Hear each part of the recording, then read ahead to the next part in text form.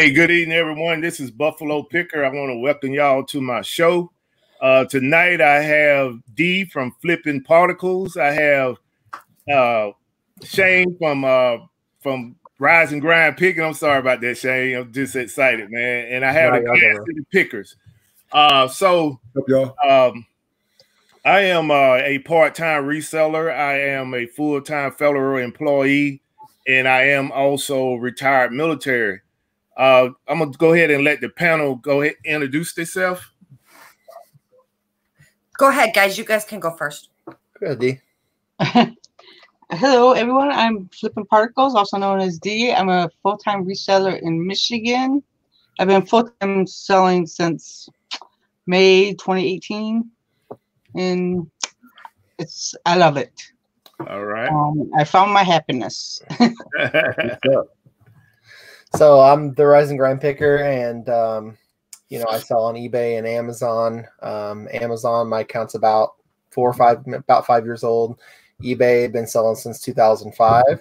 And so, yeah, it's going to be a fun show. And thanks for having me. And also, thank you for your service. My dad is retired military, so. Yes, sir. Yes, sir. And we're the Glass City Pickers. I'm Tanya. I'm Chris. I'm a nurse at the VA. I work full-time and part-time reselling. I'm the stay-at-home husband, do it all. We sell on eBay and Amazon and Mercari now. So Facebook Marketplace, we try to tap in every spot we can. Okay, all right. So tonight, we're gonna go around the room with our special guests and let them tell you a little bit about themselves and how they got into the resale business. We're gonna have two talking points tonight. Normally we do three, but we're gonna break it down to two. And the first talking point we're going to go over is reselling, adjusting to the current world market, what's happening in the world right now, and does networking and building relationships important to the reseller.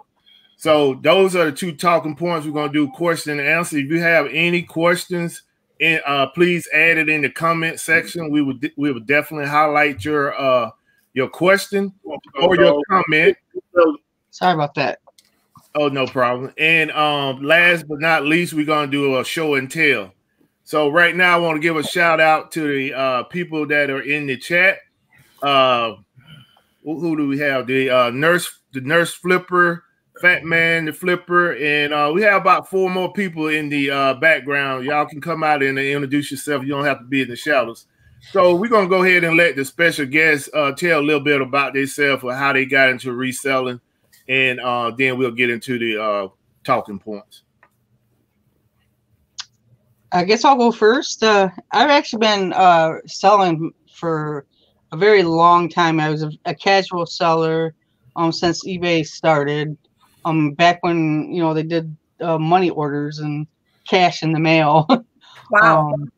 And I went back to college in my late 30s, and I sold books on eBay to make extra money. But at the time, I don't know why it never clicked that I could just sell other stuff too. I would sell random things once in a while, but it never occurred to me at that time that I could just do it full time. So then I spent 10 years working a corporate job, I guess you would call it. It was actually a family business. It was my sister's company. And the first several years were really good, but the last couple were awful. Because we started growing and hiring more people, and the people, I'm not very people-y, and we just can't resolve the issues. And then I was gonna in May 2018, I was just gonna have her fire me so I could collect unemployment and figure out what to do. And I didn't even have to collect unemployment because my sister from Montana was here at the time, and we went yard sailing, and I threw some Levi's up on eBay and I sold them right away. And I'm like, the light bulb went off. Holy crap. And I just dove into it head first, and it turned out really well for me. So, and then I've expanded from eBay to Amazon and Mercari. I hate Poshmark, so I don't do that. and occasionally I'll do Facebook Marketplace, but that's people-y, you know. Right, right. And you don't like people. Well, She loves people and what they buy from her. She's just not a very people-y person. very what's the word? Oh my God, what's the word? You don't Introvert. like crowds. I'm an introvert, and Yeah. and I'm very what's the other word? Don't worry about it. I mean, I can feel people's energies very easily. So negative energy like sucks the life right out of me. Right, right. And that was the problem with working. That's what ended up happening with my last job. Just all the energy was getting sucked right out of me because of the negativity. Right. So I can't do negativity, and if I get caught in a situation where there's too much negativity, I just melt down and have to like close it off completely. So That's understandable. Yeah, definitely. I completely feel you. You like a positive aura around you. That's I need positivity, or I just get beat down to nothing. So. And we don't want that. No. I like well, we bring a lot of positivity to this show. Yes. I've been watching you guys. Yeah, you know, one of our mottos here is we don't envy no reseller. You know, everybody is enough money out there for everybody to get paid. So that's true. Yeah. So we try to keep it straight positive here. And everybody's always looking for the point of life, and my answer to the point of life is to be happy. Right. Find your happiness, and I found mine doing reselling. I've never been happy in my life. So great. Yeah, that's beautiful. It's awesome. Right. So Shane. So, you know, my journey kind of started off like when I was young. Like I'm 32 and I've always been kind of a hustler. Like I was selling pogs on the playground in elementary school, you know, when I was 7. So it's always been kind of like, for me, sales, stuff like that's always came pretty easy. Right. And so I grew up fairly poor. My parents really didn't have a whole lot. My mom worked 2 full-time jobs. And when it came time to go to college, my dad said, guess what? You're going to have to pay for it. So it took me 14 years, but I paid my way through 2 college degrees. So a bachelor's and an associate's degree. I worked 3 years in law enforcement. I went into retail and worked 10 years in retail investigations for like employee theft and stuff like that. And then one day my last company was Target, and I was an executive with Target. And you know, I think like in life, especially like if you grow up and you're not privileged, you're not any of this stuff in life, there's always like negatives that pull you back. And so my position was eliminated, and I had to take a really crappy sales job, and, you know, wasn't really making enough money. And so I started selling on eBay in 2005, kind of rolled the tide back a little bit. And, you know, it was a side hustle. Like I was working retail at the time. I was a low-level manager, didn't really pay a lot. I literally had $20 in my savings account because let's face it, me and my wife, we live paycheck to paycheck like every other American. And so I had $20 and I started flipping stuff from thrift stores. I had no money. Started doing that, and then I got into Amazon 4 years ago, made my account 5 years ago. And this year I've already sold over $100,000. And so, God, you know, you. Yeah, thank you. Appreciate that. And so, you know, everybody can, like I said, everybody can do this business, but you have to be business minded. You have to fail a lot, and I failed a lot. That's how you learn. Bought a lot of crappy stuff to list on eBay that never sold, and you know, that's how you learn. And so, hopefully, we'll cross my fingers. My real estate agent, we're going to look at a building that's 11,000 square feet next week. So. Good for you. Right. So we'll see. But I started out with nothing, started out with no money. And, you know, you see in the Facebook forums all the time where people are like, can you start this business with no money? Yeah, it's just going to be a lot slower. Like, you're going to have to take baby steps. I took baby steps. Right. Yeah, that's right. Yeah. So I found I'll talk a little bit about myself for is how I found the two guests tonight. I can start with D.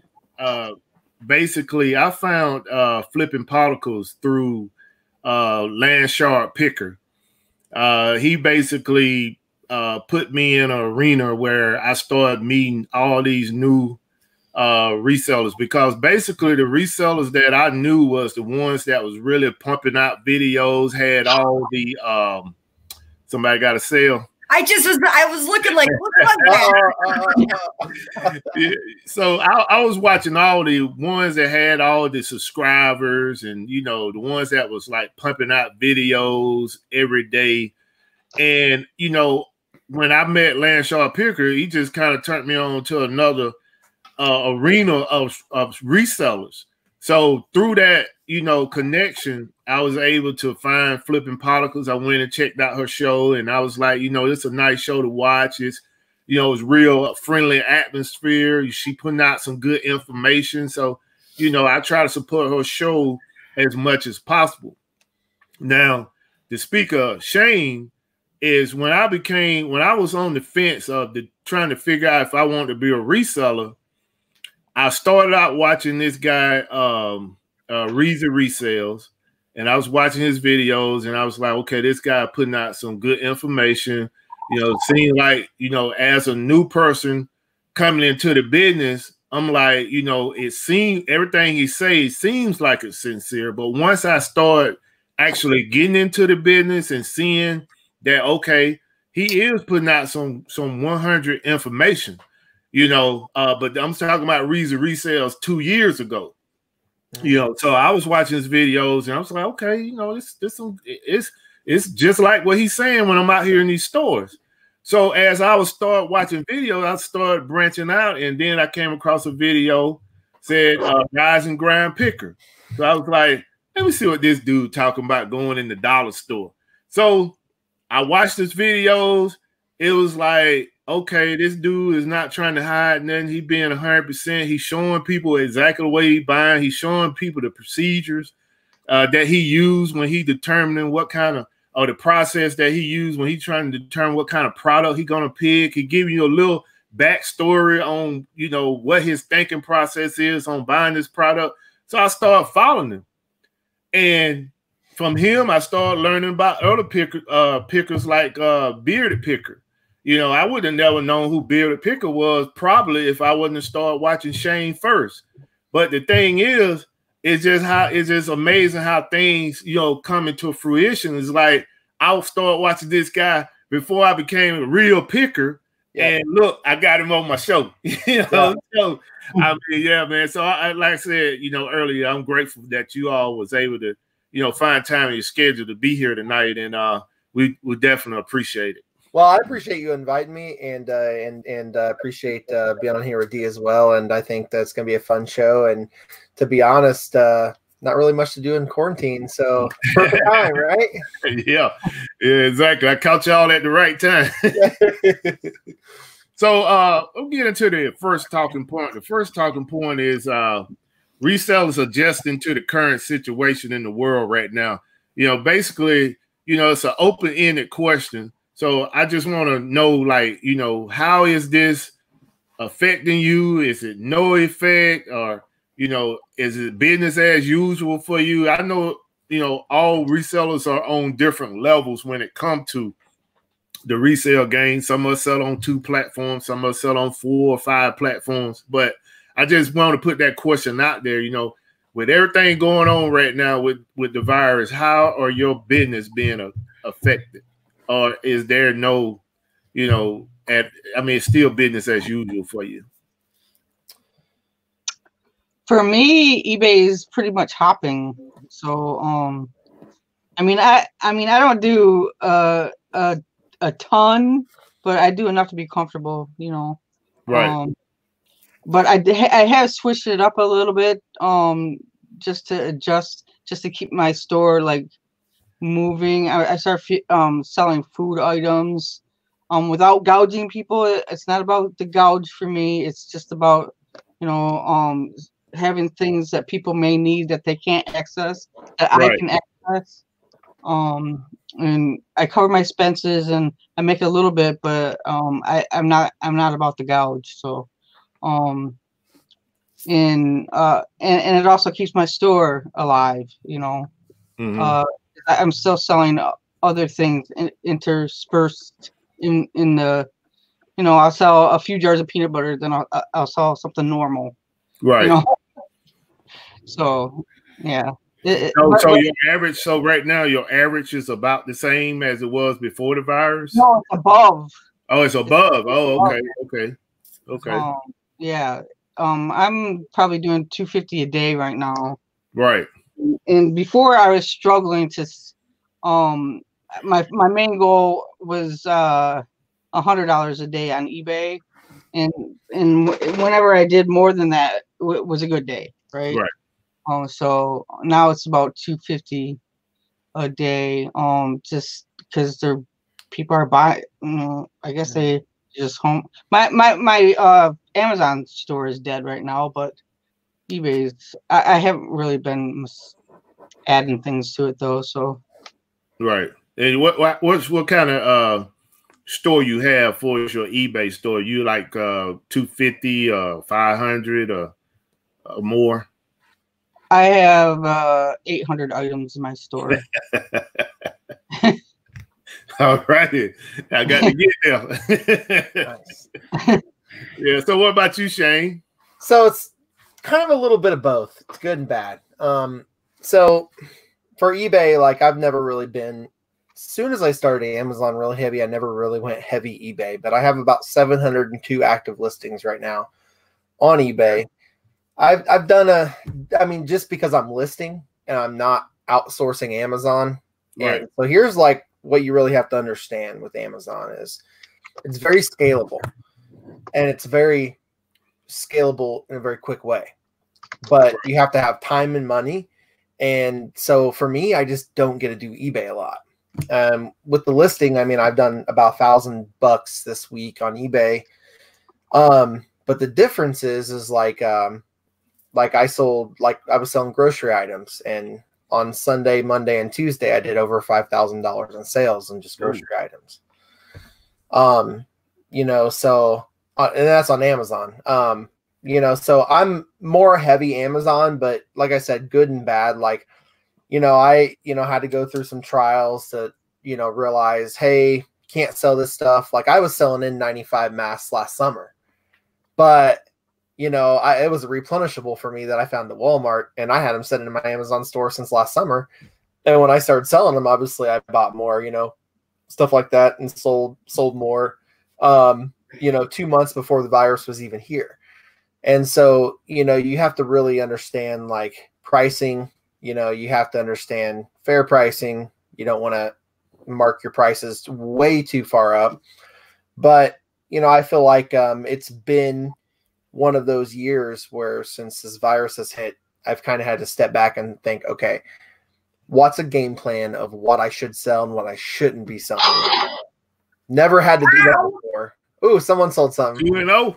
Someone sold some. And I've never had to do that before because I have suppliers that supply medical supplies. I have, you know, suppliers in LA that do that, but I can't buy it because Amazon's kind of blocking that. Right. You know, but as of right now, if you're selling grocery, you're going to make a ton of money. So it's just, it's kind of, you just got to balance it. Right. Yeah. You got to make the adjustment. I say my comment, Glass City, y'all got something to add for that? So basically we do eBay and Amazon. Amazon, if you do Amazon, of course, y'all got the emails that they're not taking your stuff in anymore. We do a lot of toys. So obviously they're not letting us send them in now. So we basically had to adapt. We had to change what we're sending in. And actually we found some items that we could send in that we weren't restricted on, and that they've been rolling. They have been actually rolling. We actually had to go out to the store again yesterday and try to find more to get it in there, because as soon as it gets there, it's gone. Yeah. Honestly. Yeah. Yeah. eBay has picked up. Yeah. We're allowed to list like, for God's sakes, 5,000 items. Like I'll never be able to list 5,000 items, but we do. We're not near you guys, but you guys are inspirations to get there. Thank you very much. For sure. Yeah. That's what we love. Sure. So we do have a couple hundred on there, a little more than 200, and those have been going pretty well too. Yeah. Like Dee said, food items are going a little better, but believe it or not, I don't know if it's because the kids are home or not, but some toys and stuff are selling on there too. Yeah, everything. I've been really relisting. You know, I've sent out some mega blocks. I've sent out quite a few toys. Dials, you know, some dials that, you know, I thought we was gonna have to chalk up for a loss. They end up selling. I was like, man, thank you. You know, so it's been moving, it's been shaking. We can't complain. It's not bad. Here. It's better than what I thought it would be, being with everything that's going on right now. You know, I ain't think they want to spend their money, but they have been. So thank y'all for spending y'all money. Hopefully we keep giving y'all stuff y'all like, and hopefully we keep giving y'all stuff y'all want. Appreciate y'all. Yeah, you definitely like Shane, I like I said, I watch a lot of his videos, and I noticed that, you know, most of the videos he made, he's chasing toys, and he had to change his focus based on the new requirements by Amazon. So, you know, I had to do it. You know, anybody that's selling on Amazon, if you are a true hustler, you're gonna change with the game, or you know, if you're not a true hustler, you're just gonna sit at home and wait and not make no money. You know, well, and also right now it's like merchant fulfilled is great on almost anything. Yeah. So, you know, well, I have one of those A to Z claims on there that pretty much killed my Amazon right now until I can get it off there. Oh, for real? Yeah. It was an item that I sent right away. I always send my items right away, and didn't get scanned at the other end. So somebody filed the A to Z claim, which is a bunch of crap. Right. I asked a question about that last week on our show. How do you get around that? You know, because some people was asking me about it, and I was just like, man, it depends on what the item is or what's going on, that you have to try to defend your business. You know what I'm saying? If you know you ain't doing nothing wrong, you have to try to defend your business the best way you know how. So, well, and here's something else. Like when a customer gets kind of pissy with me, I straight up on Amazon, I tell them to file an A to Z claim. It seems messed up, but in your defense, so if you're shipping an item and the postal carrier was tied up with it, and it was the postal carrier's fault, it was scanned on time, most of the time when they open up an A to Z claim, Amazon will let you keep your money and they will refund the customer. Right. Well, I have this nasty message that I'm trying to get removed. Your account is at risk. Last time I had one of those, it took me like 3 months to get it off there. It was ridiculous. Yeah, I have had one of those. I just called straight seller support. You can't call right now. Now I mean, it's crazy. Yeah, I did an email, and they told me to send an email to another email. So, they're emailing you to death.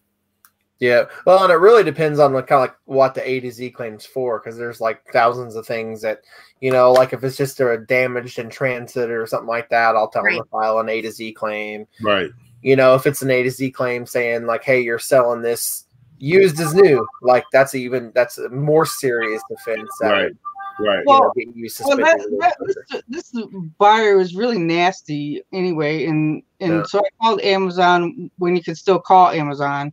And the person I got told me not to refund them at this time. So that's what I told the buyer, and then she filed the A to Z claim.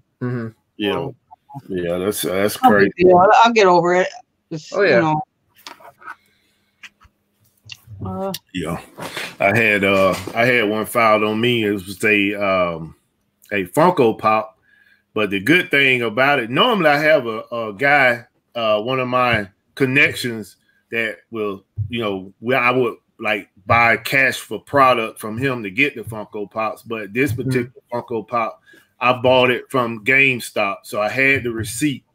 And basically, what happened was the customer took the Funko Pop. I don't know if he let his kid play with it for a while or whatever, and then they put it back in the box, put in a claim and said that I was selling a new item, a used item as new. Yep. I had the receipt to show them that it was a new item. And this was like when I first started selling on Amazon. I was like, man, I mean, I had just, not when I first started selling, but I had just got approved for Funko to sell on Amazon. And about a month later, I got hit with one of those saying, customer saying I was selling used as new. Yeah. That's the one bad part. And this is like the one bad part about Amazon is when a customer does that, they always believe the customer. Like you have to write a POA saying, I will no longer sell used items as new, even though you didn't. You know what I mean? So that's the one bad thing about Amazon. Customer always right. Yeah. I mean, for my case, it was pretty much open shut, because when I talked to seller support, they just said, you know, send us a receipt with that item on the receipt. And I did, and they was like, you know, took it off of my thing, so I was good. I was lucky, but like you said, Shane, 9 times out of 10, they going with the customer. Well, but that's why you always want like so-called, you know, what they call chain of custody on every item. Right. And when you have a chain of custody, it means that basically you have a receipt or you have a wholesale invoice saying, "Hey, brand new. Sorry if it got damaged in transit. Sorry." Right. But right. So many ways. The thing is, so far as the market goes, so everybody like seeing their sales go up for as like on eBay, but on Amazon, I know Shane, you said you made an adjustment. So you basically selling food. Now, are you still doing merchant fulfill on toys though? You know, I will maybe when I get hard up for money. The reason I'm not is because I went on an RA trip and went down to Oklahoma, and I merchant fulfilled like 400 items in like 2 days, and I was exhausted. Wow. And I could probably do that now and do it with other stuff, but you know, when you're shipping out 100 boxes a day, it just gets tiring. Right. So you're like, nah, I'll just, you know, I picked out some items, some essential items, FBA'd some of those, you know, made some quick money, but overall, I'm still sending stuff in. It's just more essential items, home items, like, you know, stuff that when it hits the warehouse, they're just going to push into, you know, push it out, you know, pushing it to So, right. So D, we good.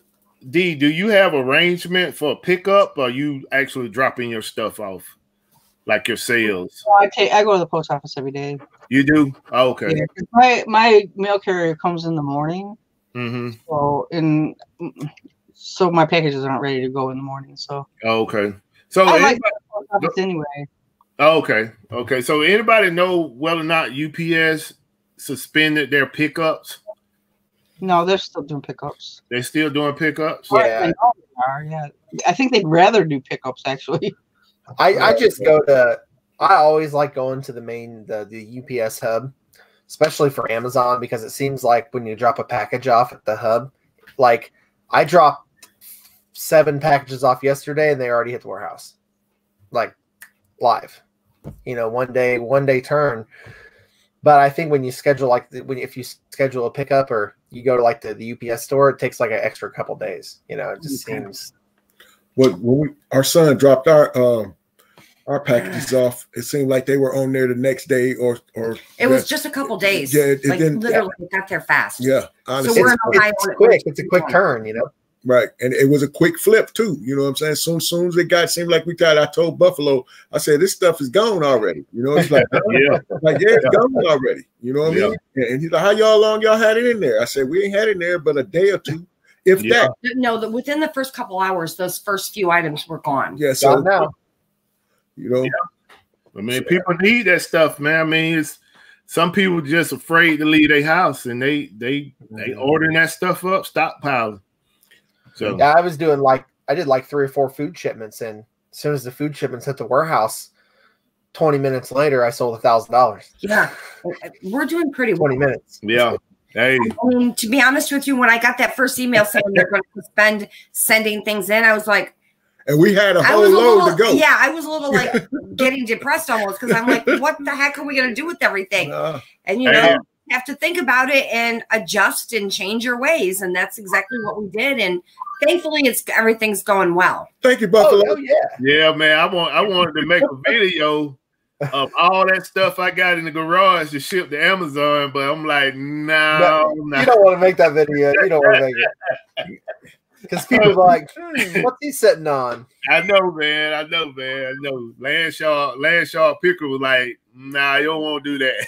No, and that's why I stopped doing a lot of RA videos on YouTube. Is I didn't know, like, when I did my first RA video, dude, I was 500 subs. No one was watching me. You know what I mean? And then after I was getting 20, 30,000 views on an RA video, I realized, well, there's 300 people that jumped on this listing. Huh. This is weird. So I realized, like, just for me, I realized, like, that's why I kind of backed off a lot on YouTube, and I went more to, like, I'll put out a video on, like, an Amazon, like, service, like a repricer that I use, or my favorite repricer. But I kind of backed off RA videos because I realized on the back end, you can make more money selling, what I mean, than putting out an RA video and showing everybody what you bought and whatever. And so I just had to, like, learn a couple really hard lessons, not, to mix YouTube and Amazon too much. Right. I'm wondering if you're going to have to, like, eventually switch to all merchant fulfill, because all the Amazon warehouses are ended up with the virus. Yeah, I don't know. It's possible. They have it at 9 of the warehouses already. So it's possible, but I'll be honest with you, like, I don't ever get hung up on it. I'm just more like one of those people that are like, hey, you know what? If they do it, we'll be merchant fulfilling. If not, we won't. You know what I mean? I just kind of go with the flow, It is what it is. Yeah. Make those adjustments. Yep. Right. Just like a coach in a football game. You got to make those adjustments. So that's right. Yeah. So we'll move on to the next talking point, and that is do y'all think network and building relationships are important to the reseller? And people in the chat, you all can chime in as well. And I want to give a shout out to everyone that showed up to join the show. Fat Man the Flipper, Just Me, Kathy, Eric, Jody, Jennifer. If I miss your name, I'll definitely try to get back to it. But thank y'all for coming out to support the show. Thank y'all. So anybody can take that. Yeah, for me, that's a definite yes. That's basically how I got a connection for books on Amazon, is by talking to the owner of a place where I go all the time, because he gets thousands and thousands and thousands of books that he can't handle.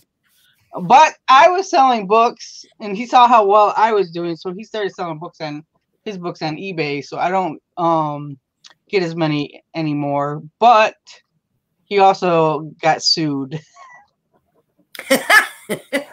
What for selling textbooks? So he kind of saved my ass, because he's the one that got sued for selling the textbooks. That's insane. Was that recent? Yes. Oh. They wanted he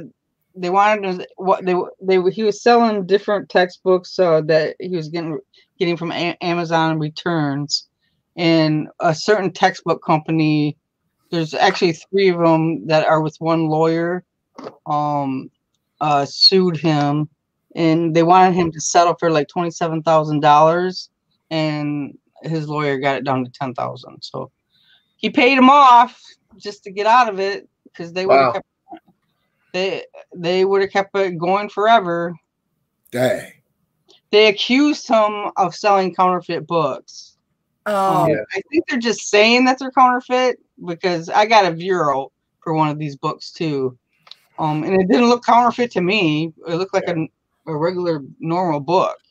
Most of the publishers for the books, that's what I started out in, was like books, and I still sell textbooks and stuff like that on Amazon. But a lot of those publishers, they'll just say like, "Hey, this is a fake book," and then they'll get it pulled down. Then they'll issue you a cease and desist, so they'll issue you you know, they'll take you to court. And for me, if that happened, I would just counter sue them, because technically it's a tort for them taking you to court and falsely accusing you. So I don't know. I feel like Amazon's a very dirty playground sometimes. I agree. Yeah, because they steady getting them fees, boy. They getting them fees. Yeah, I'm thinking with everything going on, they really hit you with the fees, especially on food. Let me just tell you. Yeah. Well, but I think like you gotta like think about it a little different, you know, because like make me think differently. Okay, all right, let's go. Let's do this. All right, hold on, let me stretch. All right, now. Okay. So think about it like this. All right, so like when you sell something on eBay, okay. Mm-hmm. So let's say I'm gonna sell this Scotty peeler on eBay, okay. And I'm going to sell them in a pack of 10. So I'm going to sell it for $9.99. Okay. And my customer is going to buy it. And I'm going to have to 10% eBay fees, 3% PayPal fees, and the shipping. So this is what a lot of eBay sellers leave out, the shipping. Okay. $4 minimum, first class, $3 to $4. So when you take those 10, the 3%, the $4, you know, that's going to be roughly $5, right? I can send 20,000 packages of 10 to Amazon in a 50-pound box for $8. Okay. You're still paying in 40% fees, though. Yeah, but you're not paying the shipping. And so there's nowhere else. You are paying the shipping when you ship them originally, right? Well, correct, but not on each one. Only on the 50-pound box. So you're going to save all that money on the shipping versus eBay, but the volume is where you want to look at, because there's nowhere else where you can sell 200 units in a day, because I can't sell 200 units in a day on eBay. No, you're right there. Yeah. I mean, if you break it down and look at it that way, I just think that some of the products are right, but I mean, some of the food products that we were just looking at, honestly, it's like really this box weighs like a whole pound and a half, and it's this big, and you're going to charge $22 in fees. Come on now. Come on. And a lot of that's because it's like, so like the rice, it's like so heavy and like all this stuff. And so the fees go off weight and dimensions, right? So like dimensions versus weight, which is volume.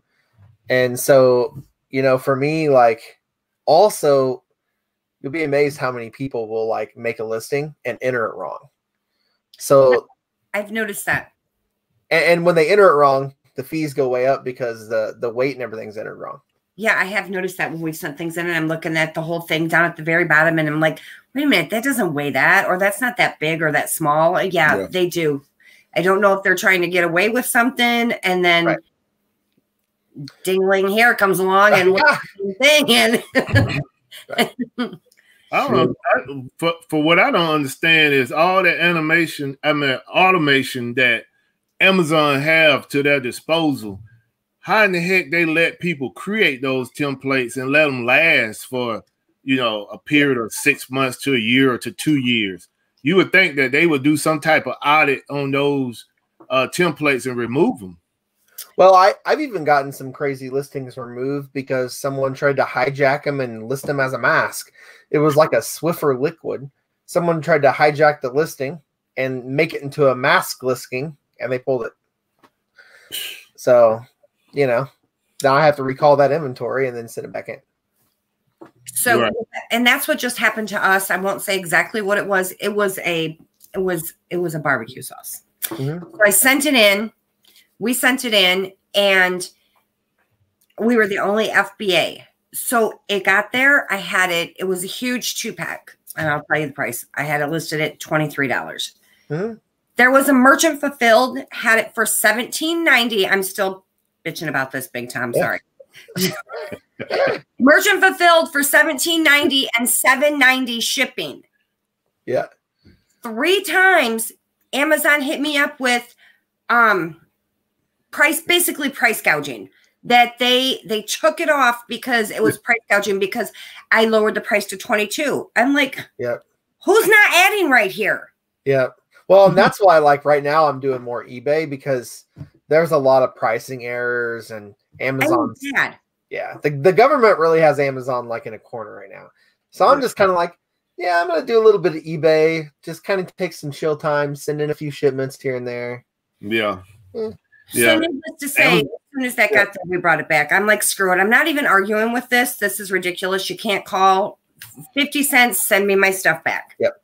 I mean, you like Shane say, I agree. I've been saying that for a while, man, is that Amazon is doing a lot of deflecting because like probably every 2 weeks you hear some congressman say something about Amazon. Yep. Or you hear, the commander-in-chief say something about, Amazon. So, I mean, it's like you said, they definitely trying to push them into a corner. So, but once this is over, this is going to be business as usual. Right. Land sharp.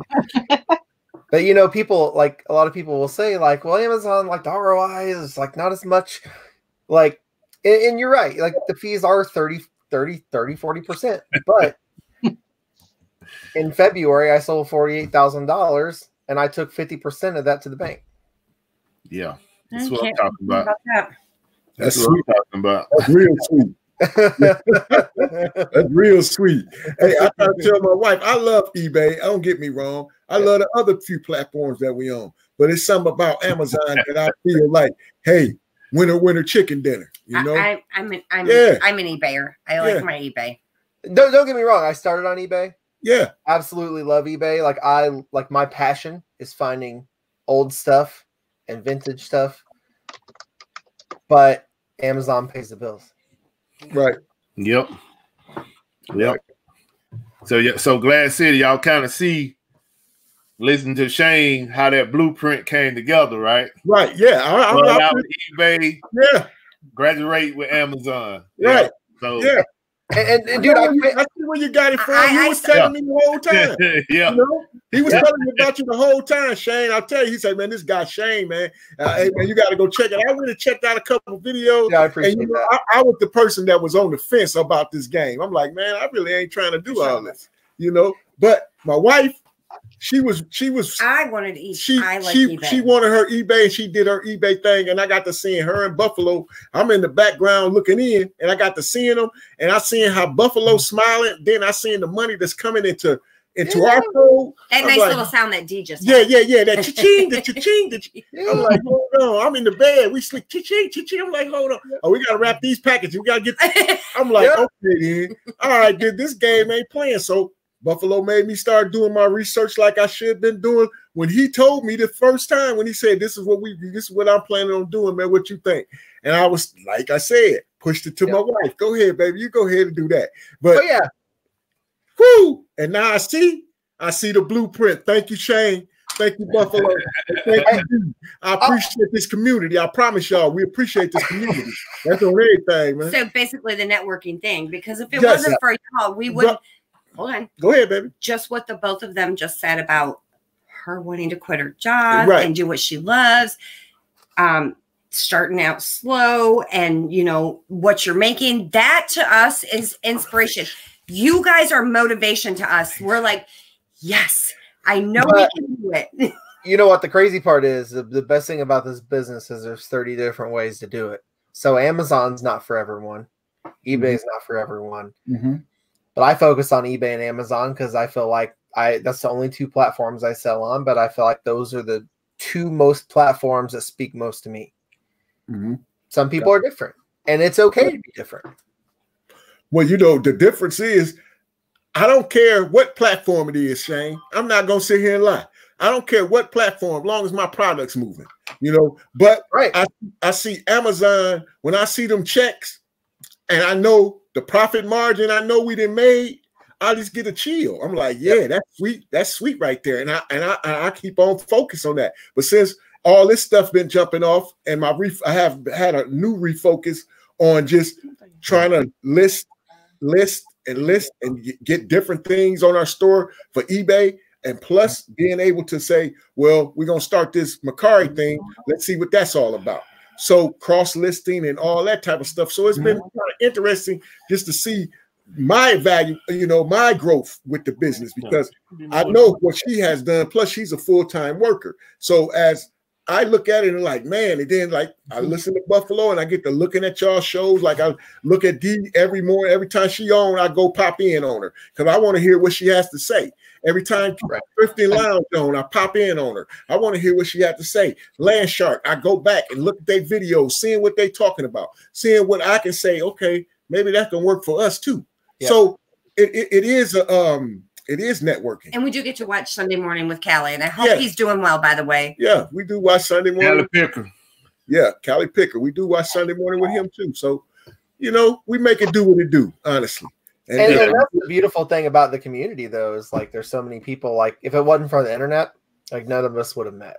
And you have to understand, like you get to kind of look into people's businesses and like, okay, well, it works for this person. Like here's how I did it.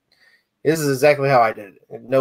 No bull crapping, whatever. I cuss a lot, so I'm going to try to tone that down a lot for this show. But anyways, I watched all these channels and I said, well, this works for this person. This works for this person. And I made my own blueprint from other people's blueprints and added and took away.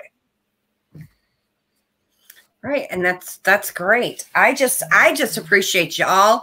I know that we might just be a couple of small people here just starting out, but we absolutely love the motivation that we get. And when y'all come on our shows and everything, we just love it because it just inspires us. And I'll be honest with you, you guys inspire me more than I inspire you.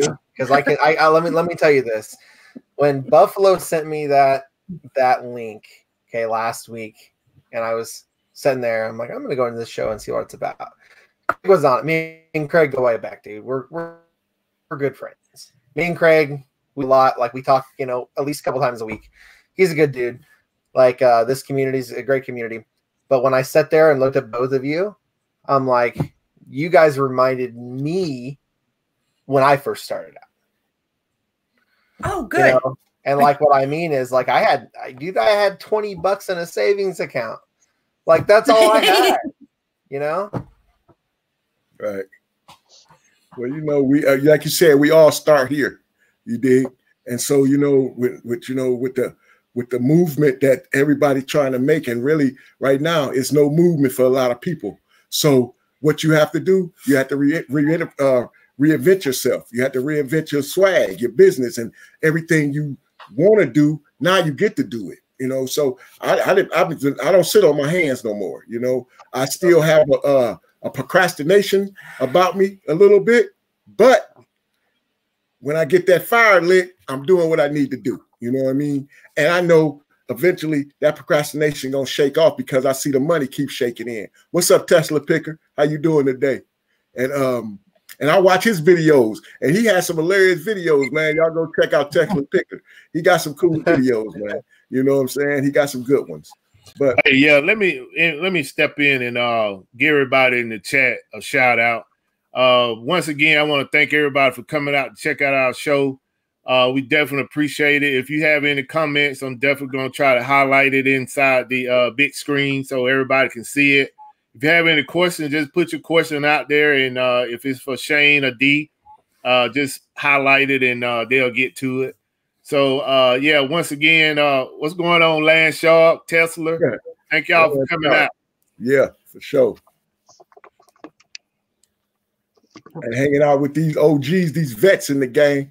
You know? I was just thinking, us little dogs love that you big dogs come and see us. Yeah.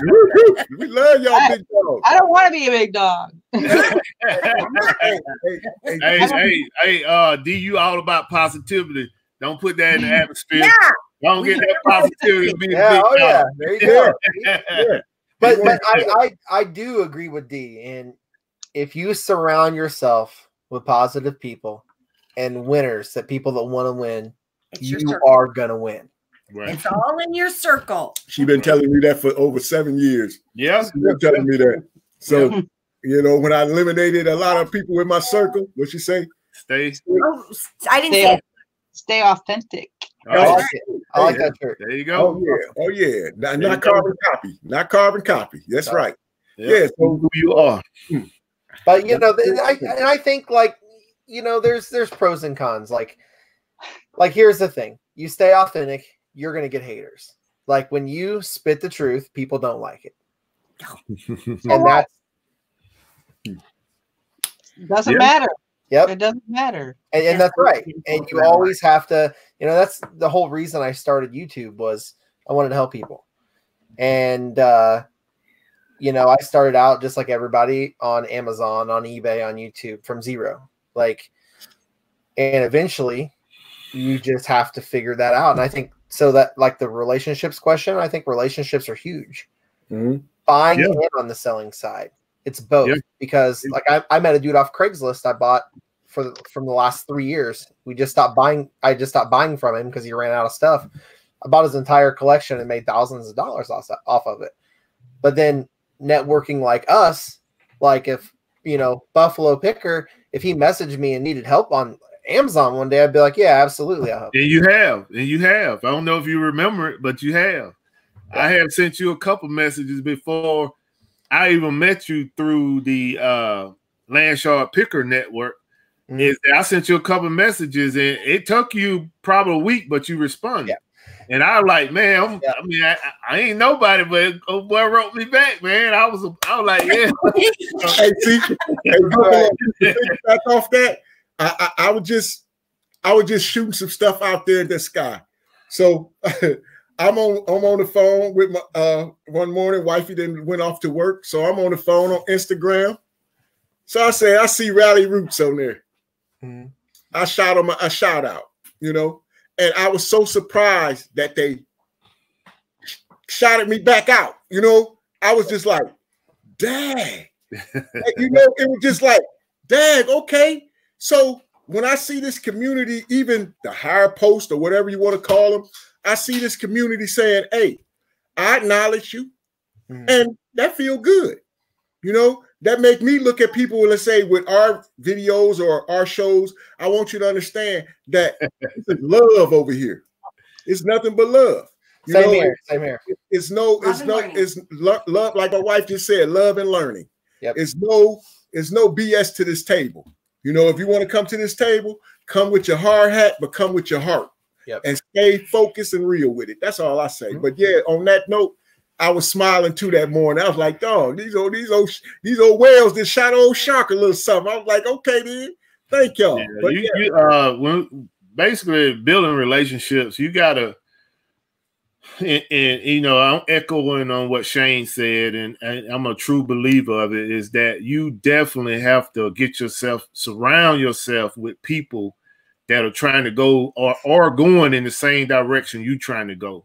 You can't be the smartest person in the room. You got to get people that have accomplished more than you in order to get to the next level. And you use that as motivation and learning tool. I mean, as some people call them mentors, right. Because if you want to get there, like for me, for instance, and I've told this story a couple of times.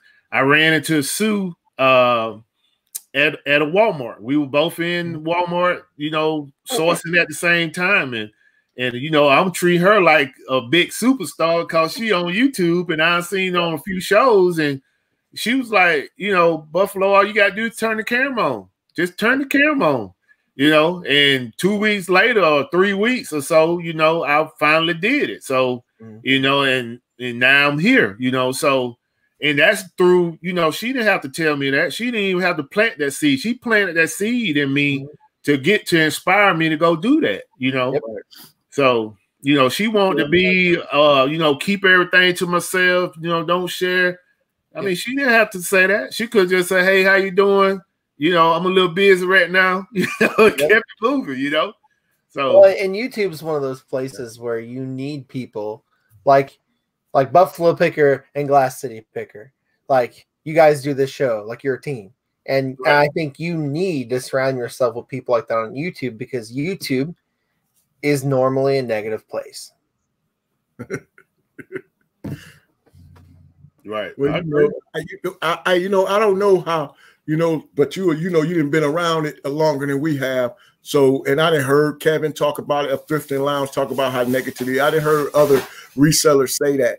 But like you said, we have been blessed to be able to be around people that really are in the same ballpark we're trying to be in. They are really at the table sharing the food, and that's food for thought and food for knowledge. So they sharing that. And when they sharing that, we can feel it. And they being genuine. Everyone from Land Shark to Kevin to every reseller that we didn't talk to or been around so far, Fat Man the Flipper, all of them. It's all been genuine.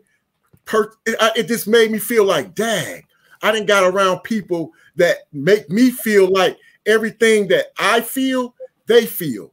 And that makes me feel even more like, man, this stuff should be real, you know? Yeah. Because, I mean, I want you guys to be successful. I don't know you very well, but I want Buffalo Picker to be successful. That's why, like, when he did, because I did remember you go by Tommy, right? Yep.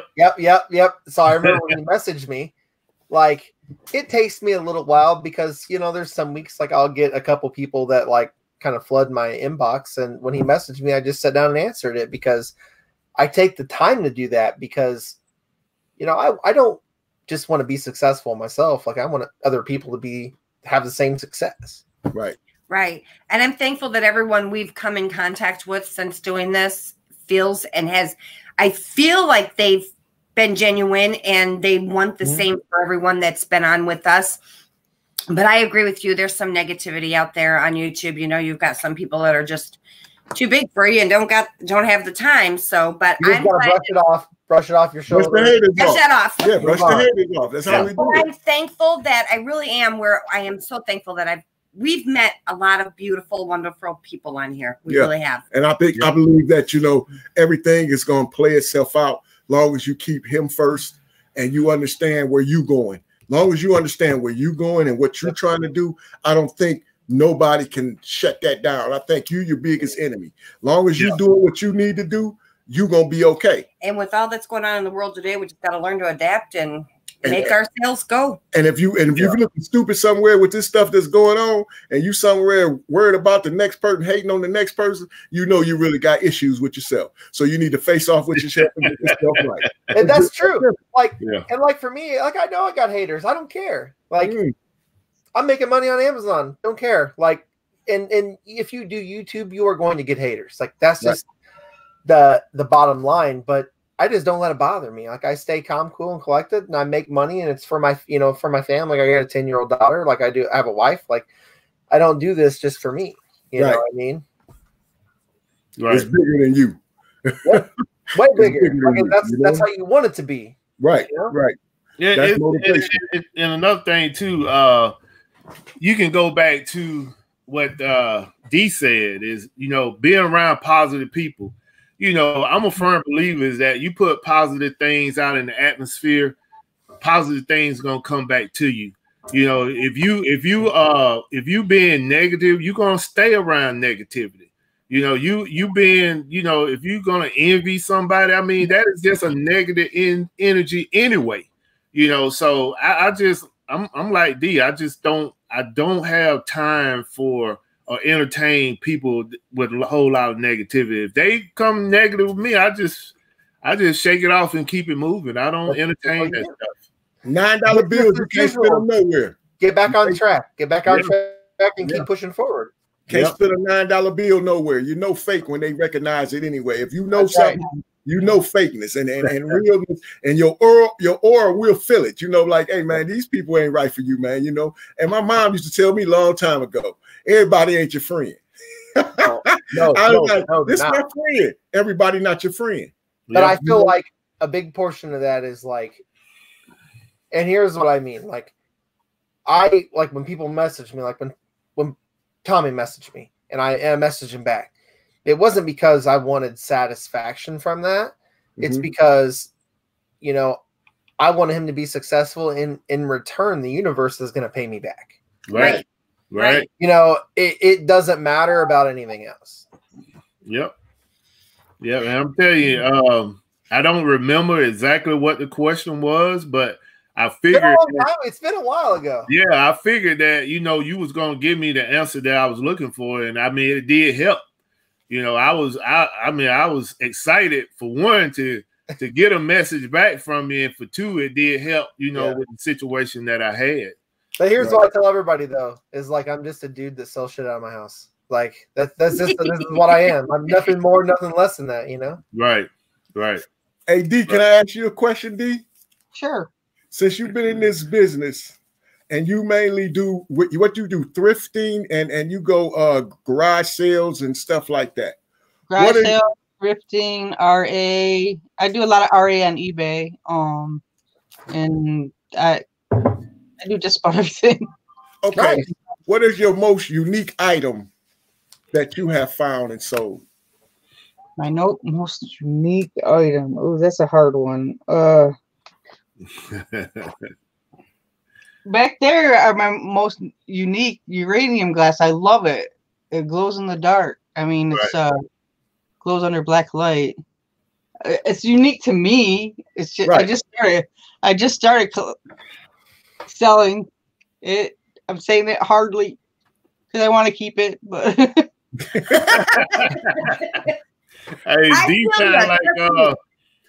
D sound like me with the Hulk. Yeah, with the Ray done. With the Ray. Yeah.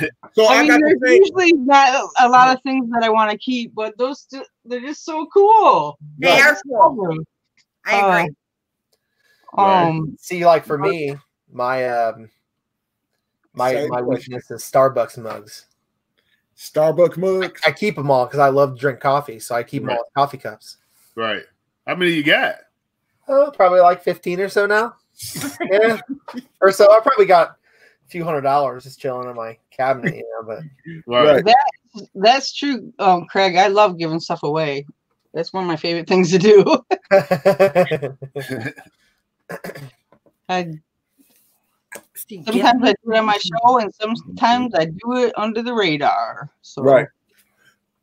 Well, you know, I had a situation around the holiday time, and one of my friends he lost everything, you know, and I really looked at it like we're in a position to share, you know, and I was so happy to be able to share with the young man and his family, you know, because I look at it, it's called paying it forward. Yep. And if you, like you said, like y'all all done said, if you have that positivity, it's gonna come back to you. Yep. And when you're doing it for the right reasons, you don't have to worry about nothing else. Well, and that's the true meaning of wealth. You know, wealth isn't just about liquid cash; it's about paying it forward and having it come back to you. Right. Right. And I love that. You know. Yeah. You got.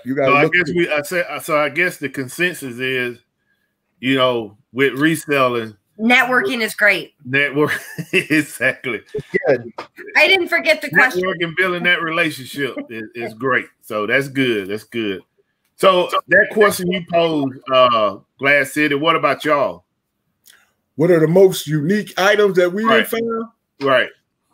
Probably, I can say one. Go ahead.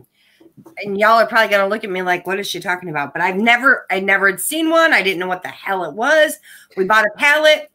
And it had this mini washing machine. I'm like, what the hell is this? It's like this big. Well, what can you wash in that? I got it and I sold it for $75. Yeah. $75 on eBay. The woman sent me messages back. She loved it. It worked great. And then I had to Google what a mini washer was because I'd never seen one before. Basically, it's for dorm, camping, things like that. And apparently they sell like hotcakes and people love them. Right. So that would be the oddest. Only because I'd never seen one. Well, maybe I need one of those for my socks. There you go. You need to wash all your socks. Yeah, it would have washed them all. It said that it holds up to it would have held like 2 to 3 pair of jeans. Yeah. Oh wow. Yeah. And when I say it was mini, it was little than a mini smaller refrigerator. than a dorm refrigerator. Yeah. You know, like the little dorm. Yeah, it was smaller than that, but that's crazy. Yeah. Hey, Fat Man Flipper said y'all ain't never resold a chicken Popeye's chicken sandwich. No, Fat Man, I gotta eat that. I'm eating that Popeye. That's funny. Let me see. What was the most unique thing that we done found and sold? I have the mini washer. I guess I everything that I get, I honestly feel like the heat press. Oh, but it wasn't because it was on the pallet. Yeah, I never seen that before. You know, my partner had. Now I'm mad that we sold it. Yeah, my partner had one, and he was making T-shirts and stuff, and we got it on the pallets that we bought. We got it on a pallet that we bought. Yeah, it was a heat press, but we were actually the box said some kind of drill press, and I'm like, what the hell is this? Cool, it was a heat press. It did the cups, it did the hats, T-shirts, it did hats, it all. Right. And guess who went and sold it? We did. I wish I would have kept it. And but you live to learn in this business, because that would have made us even more money than what we sold it for. But don't get it twisted. We made a great profit on it. So I'm not mad at that. You know what I mean? But I guess that was some of but like I was saying before, like a lot of things that when we go out to source and hustle on this, I think everything I get is unique because it's my eye I'm looking for. If I'm able to scan it and be able to take it and make a profit off of it, it's all unique to me because I'm gonna get some money from it. Somebody else like it. Not that's because I like it. Somebody else might like it and need it. So I guess the crazy part is this. Like, not a lot of people realize this, but when I first started YouTube, I didn't do any Amazon content. It was vintage clothing and all eBay stuff. Okay. And so, I mean, I sold like a Johnny Cash jacket that went to the Johnny Cash Museum in Nashville. Like it's sitting in Johnny Cash Museum right now. Wow. Like I sold. Where did you get that? Where'd you find that? Yard sale. Shut up. Oh yeah, it's on their Instagram way down lower, and it had like Johnny and June Cash, and it said the Johnny and June Cash International Fan Club.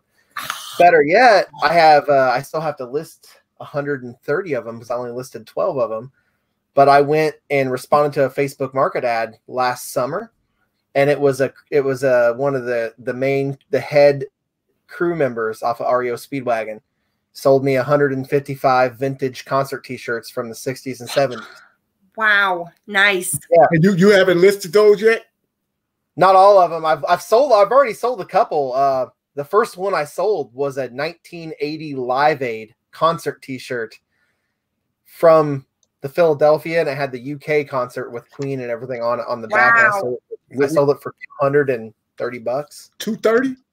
Yeah. Sweet. So money. That's what time it is. Yes, sir. It is. Yeah. I mean, for myself, I collect a lot of different type statues and figures when I go out to estate sales and yard sales and stuff. So I'll say my most unique item was the ISIS Egyptian god that I found at a estate sale. I put that thing on eBay and people just went crazy for it, for its bidding on it. So I think that was like, when I had it in my hand, I was like, okay, it might be worth something. But once I put it on that, I mean, they just went crazy for it. So now that you said that, can I ask you guys, because I don't do it. So I like my eBay, but I don't ever list anything as an auction. I'm always afraid, and then I'm afraid like I'll put a $50 item on there to start at $1 and my luck it'll sell for $1.50. So do you guys do a lot of auctions, or I'm not kidding. Do you guys do a lot of auctions, or do you just strictly do fixed? Because I always do just a flat, that's it. Personally, with me, I do fixed, but so what I do is I list the item a little higher and put best offer on it. Okay, yeah. See, that's kind of what I do. Like rare items, like some of these concert T-shirts. Like you got to understand. Like I have a couple listed right now where it's the tie-dye shirt, and it was a concert by Ross Todd. It was an REO Speedwagon shirt. Well, Ross Todd dyed those shirts in his bathroom tub for those concerts. So they're up to like $300 and some bucks, but I have best offer on them. They've been selling for you? Yeah, I've sold a couple. Like, concert T-shirts are always a slower sale. Like you have to have the right person to come by and say, I really want that shirt for $200. Mm-hmm.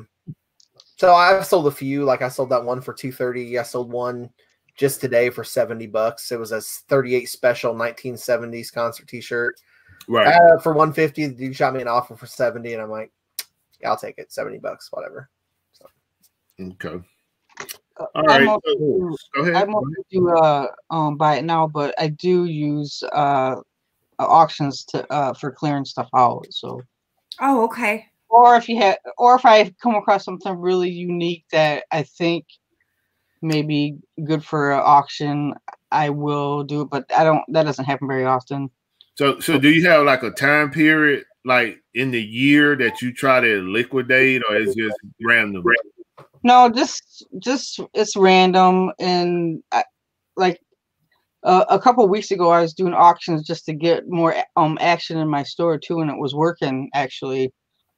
Just auctions were because I had them end on like Sunday night, and so it was drawing more people to my store for. I don't know why it does that, but because people were buying other stuff because the auctions were ending. Right. I guess it just boosts your whole store. I don't know. You got a lot of items to come see though. I'll try it on a couple items. I've just always been afraid to do it because, like I said, well, just started at your lowest, the lowest you want to take for it. So, I was doing like $2 auctions, $5 auctions, and don't forget the shipping. Right. You're just afraid that you're gonna put like a Billy the Kid photo up for like $20 and someone's gonna flip it for like 4 million. Did you hear that? That's a true story. Like a couple years ago, I think there's a news article on it. Some guy put like a photo up on auction or something, and some lady bought it for $10 and was a real photo of Billy the Kid. Wow. Sold for like $2 million. Holy crap! Did that person give any to the? Heck no! I would have sold that stuff and went cha-ching. And gave up. Come on, they should have donated something to that seller because that was quite a nice deal. Hey, I mean, it was a good deal for them, right? But the seller should have did some research on the picture. That's right.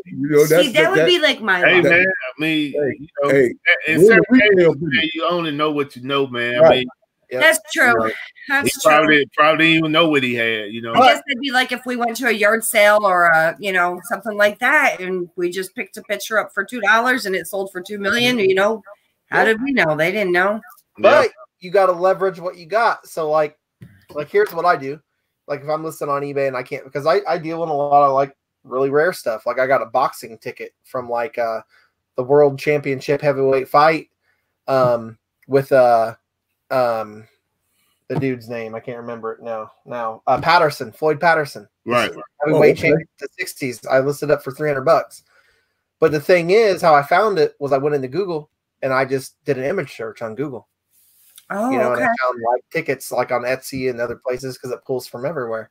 Like, I guess nowadays it's kind of hard to not price something correct if you can, with doing that, or at least trying, unless it's not authentic. But sometimes you're going to overlook stuff. Yeah, you are. Yeah, you're going to make good purchases. You're going to make bad purchases. Sometimes you go in the store, you can find all kind of stuff. Sometimes you go in the store, you're going to find zero. So I had to donate a lot of bad buys. Yeah, so we're going to move on and get to our show and tell portion of this show. Glass City Pickers, y'all want to lead the way?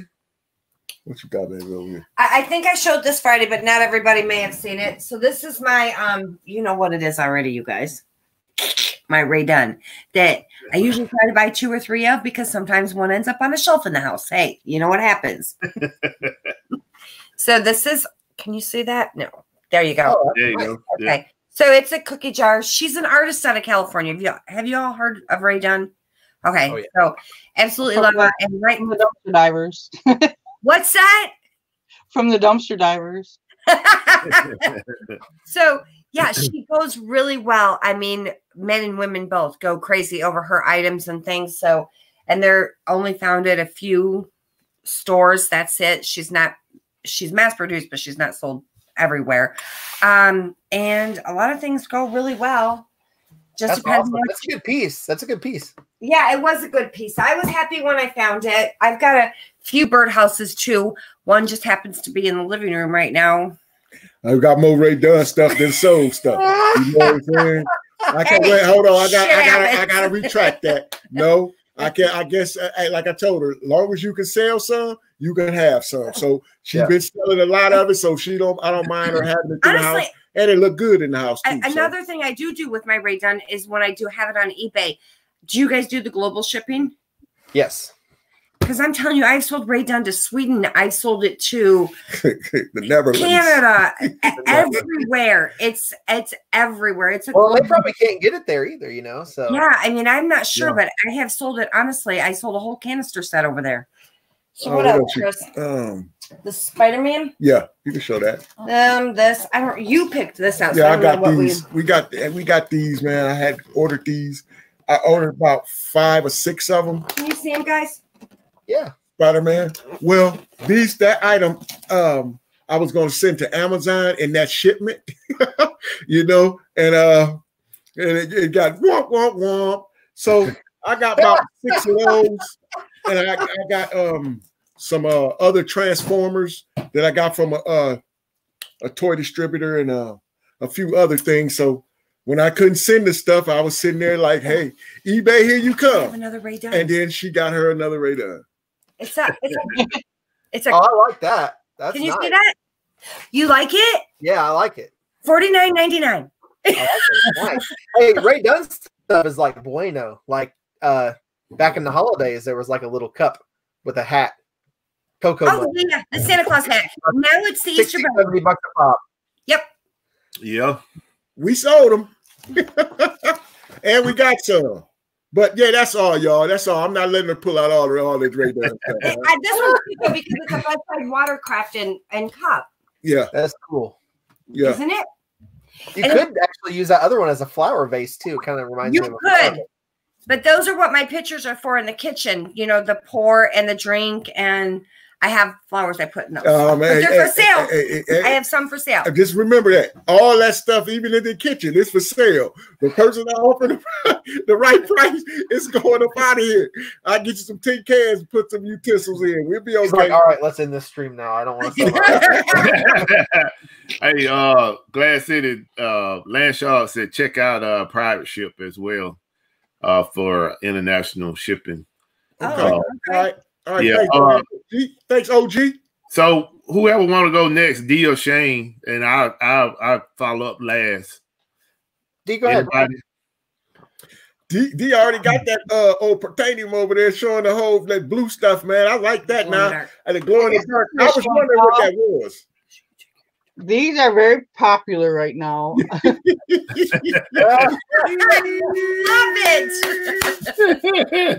Hello. Yeah, in my kitchen.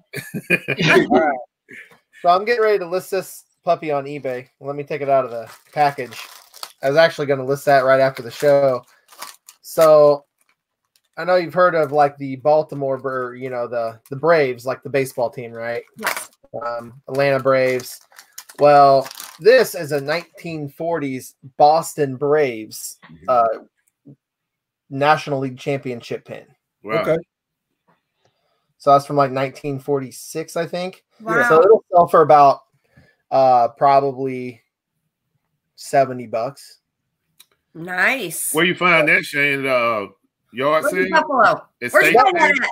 No, so actually it's the same. I've been dealing with a dude for like 3 years, and Okay. Your we connection. just stopped dealing with each other because I bought the rest of his collection and he's moving. But Right. he was an author, and had a huge collection of like really weird stuff, and I bought like thousands of dollars of stuff from him, and that's just one of the things that came out. And like here's another little.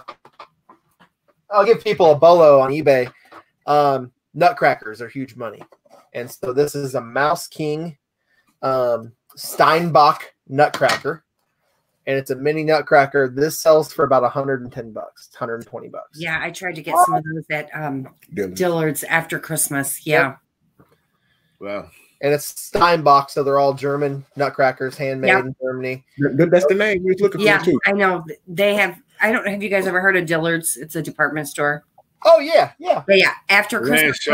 Lanshaw. They're after Christmas. What's it saying? That's cool, Shane. You get it at Walgreens. Lanshaw. Yeah, Sue put out some information for everybody that selling on Amazon. That she said check out the inventory report. They got some new items available to ship at Amazon now. So okay, good. Thank you. Yeah, so Nice. that's all you got, Shane, for right now? Yeah, that's what I got. Okay. I believe D had the best. So I'm gonna I mean, most of the people that watch the show, they know that I collect Barbies. And I'm not gonna show every Barbie. I'll show a couple, and then I'll show some of the other stuff I got from the estate sale. So I have a box full of Barbies that I got from my connection. I was getting ready to say that's really masculine. But no, that's hey man, I go where the money lead me. He's sweet on them girls. Right. He's been sweet on them girls for a long time, boy. He's been sweet on them girls. And they've been good to me, man. Yes, sir. But sweet on them I mean, he gave me some nice ones, and this is one of them. And he already know what I be looking for. If the box is not in pristine, is that a Madonna Barbie? Say again. Is that a Madonna Barbie? It's just called a Hollywood. It looked like Madonna Premier Barbie, so they don't have like a name on it. But these are some of the Barbies that I get, and I collect these Barbies pretty much all year round until Q4. Those are huge money, man. Yeah. I've been selling. I was in the top 10% on eBay my first year selling Barbies. That's impressive. They kind of like that became my niche, man. I just started collecting them. So that's just a few of the ones that like a Barbie man. Hey, Last Shark said you keep on flexing them Barbies, Buffalo. Keep on I ain't choose Barbie, man. Barbie chose me. Hey, that's how it goes. Right. Yeah, so but Barbie, like, and you're smart holding them to Q4 because they are huge. Like those old holiday Barbies, like even the holiday Barbies from last year are going to be selling for. That's why I think I sold 100 and either 72 or 62 for Q4 this past Q4. That's impressive, man. Man, I'm telling you, it was some work though, because I put mine in their own individual boxes. I don't just put the bubble wrap and send them. I try to protect them so, customer get them. If they want to return it, and, at least I get it back in good condition. Right. This Buddha right here, it's a little dirty, but I paid $5 for this at a estate sale on the last day. It was 75% off. It got a little small crack down here because it's real wood. But other than that, man, this right here, I think was a good find. And then for go rub his belly. Go rub his belly. The Buddha's good right now. And I got this African art. These three came together. They was trying to sell them for $40, and I ended up getting them for $15 for all three. Wow, those are cool. And that's awesome. The last thing I'm going to show is this Panasonic recorder in the box. Whoa. I got this for $5 at the estate sale as well. That's money right there, man. Yeah. So, hey, Buffalo picking, baby. Buffalo picking. Man,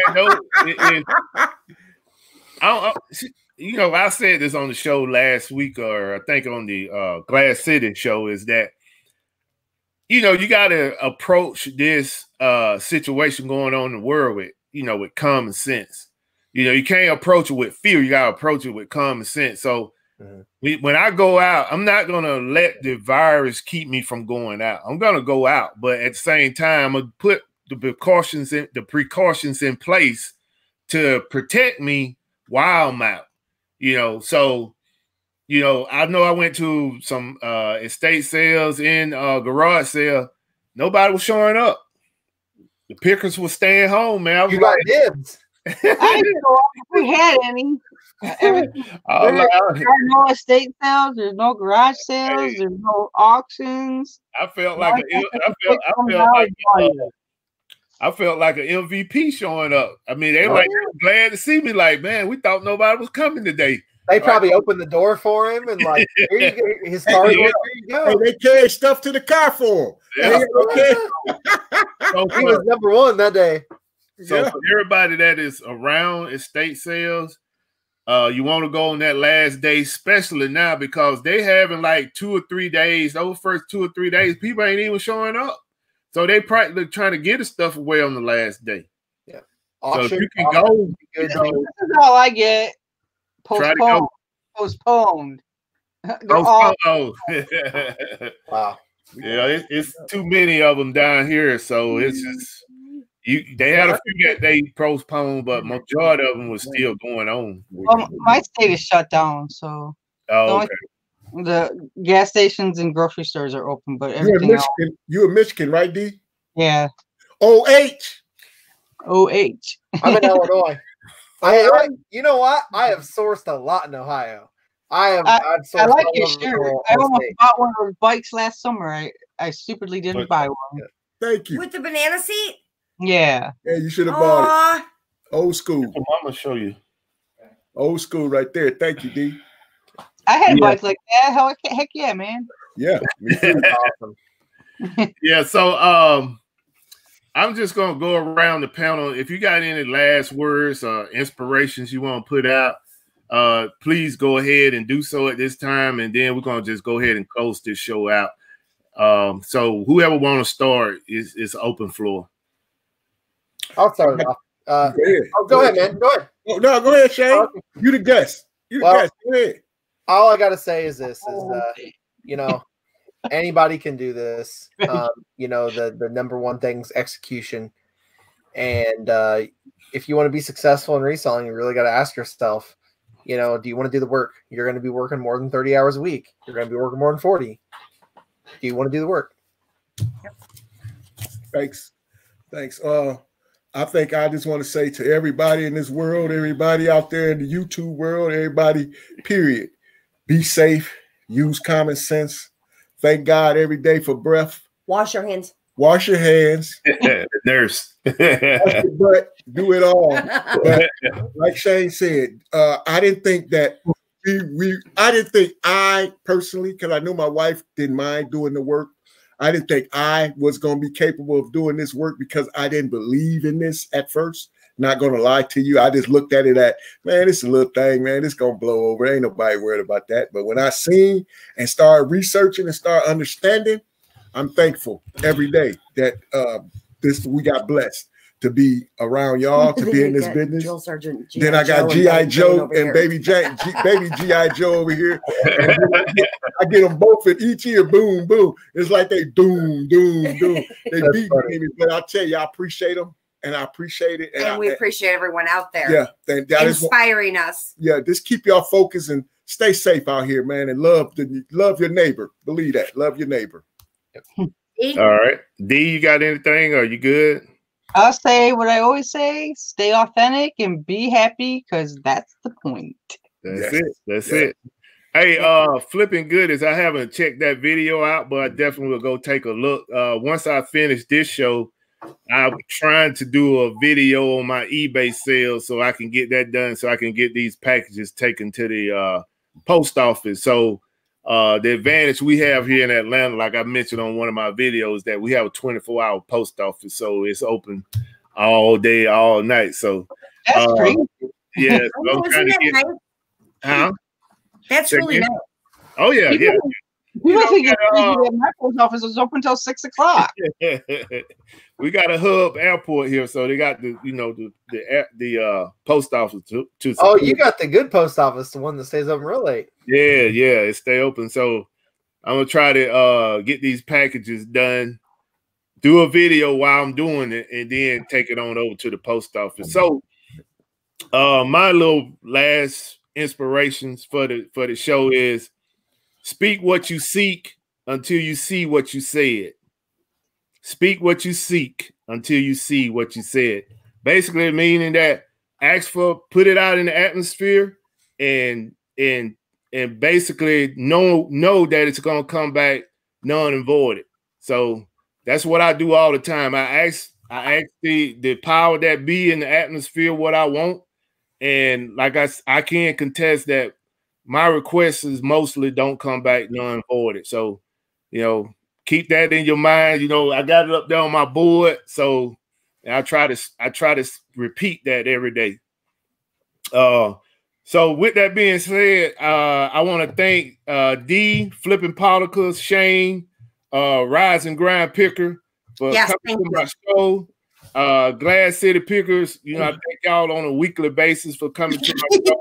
And I want to thank everybody out in the audience, in the chat room for coming in, being interactive. Landshaw Picker, Jennifer Hayes, Sue. She said sales by Sue. Right. Fat Man Flipper, Tesla, and if I miss somebody, you know, I'm sorry. I'll catch you on. I'm gonna get him. Burgundy Sal's. Yeah, Burgundy Sale was here. Flipping goodies. Okay, all right. So with that being said, I want to thank y'all for coming out, and we're gonna go ahead and end this show, and we'll see you on the next one. Still a Nation. Peace. Thanks for having me. I appreciate it. Steeler Nation. Yeah.